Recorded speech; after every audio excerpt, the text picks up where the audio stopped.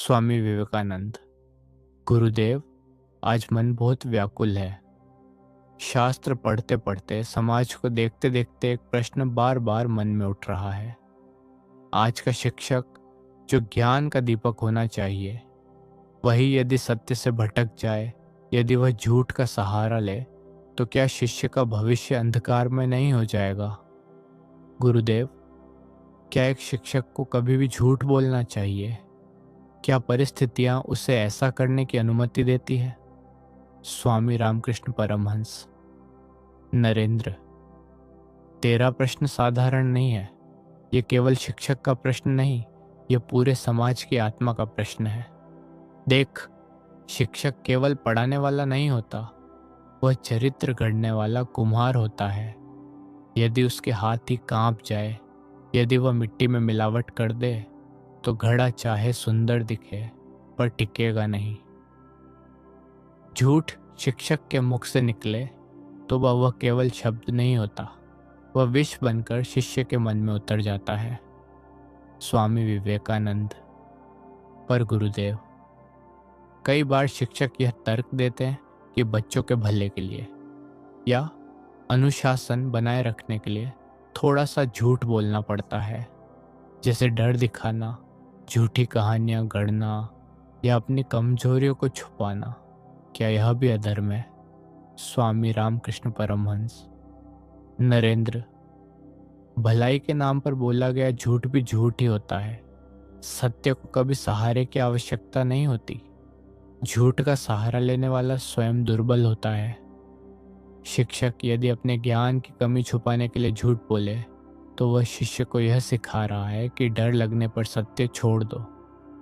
यह शिक्षा नहीं, कायरता का प्रशिक्षण है। स्वामी विवेकानंद। तो क्या यह कहा जा सकता है कि शिक्षक का आचरण ही उसकी सबसे बड़ी शिक्षा है?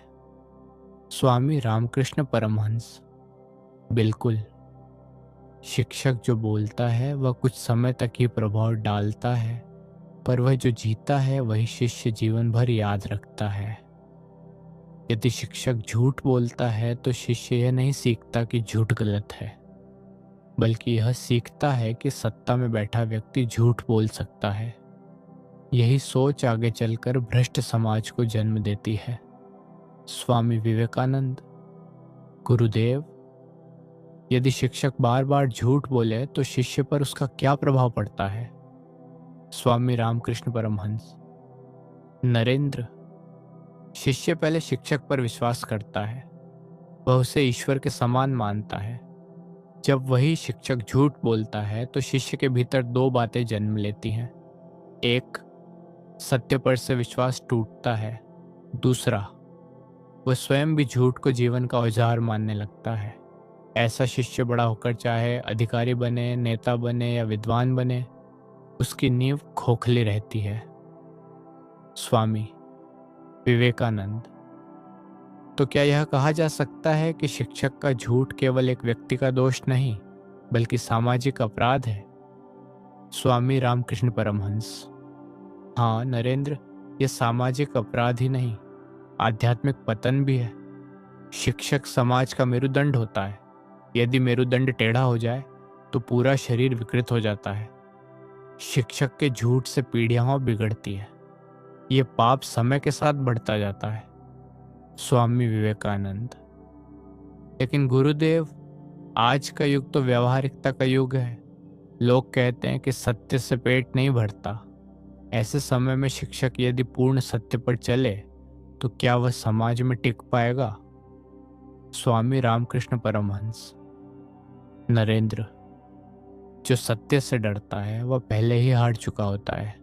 शिक्षक का काम टिकना नहीं, जलना है। दीपक की तरह। दीपक अंधकार से समझौता नहीं करता, वह स्वयं जलकर प्रकाश देता है। जो शिक्षक सुविधा के लिए सत्य छोड़ दे, वह व्यापारी हो सकता है, गुरु नहीं। स्वामी विवेकानंद। गुरुदेव, क्या झूठ बोलने वाला शिक्षक कभी सच्चा मार्गदर्शक बन सकता है? स्वामी रामकृष्ण परमहंस। कभी नहीं। मार्ग वही दिखा सकता है जिसने स्वयं उस मार्ग पर चलकर कांटे झेले हों। झूठ बोलने वाला शिक्षक स्वयं भ्रम में होता है। वह शिष्य को बाहर का रास्ता दिखाता है जबकि स्वयं अंधेरे में खड़ा रहता है।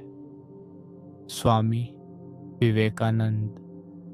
तो फिर एक शिक्षक को कैसा होना चाहिए? स्वामी रामकृष्ण परमहंस।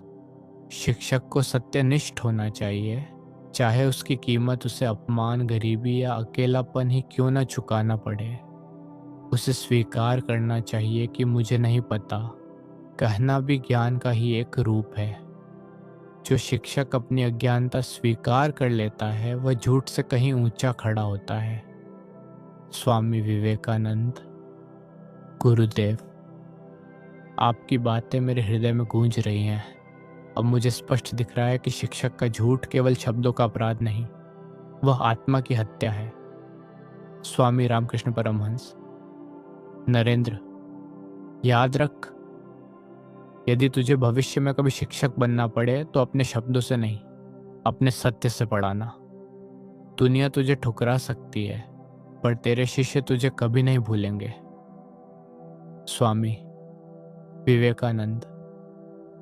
गुरुदेव, मैं प्रण लेता हूं कि यदि जीवन में कभी ज्ञान दूंगा तो सत्य के अतिरिक्त कुछ नहीं दूंगा, चाहे वह कड़वा ही क्यों ना हो। स्वामी रामकृष्ण परमहंस। यही शिक्षा है नरेंद्र, यही गुरु धर्म है।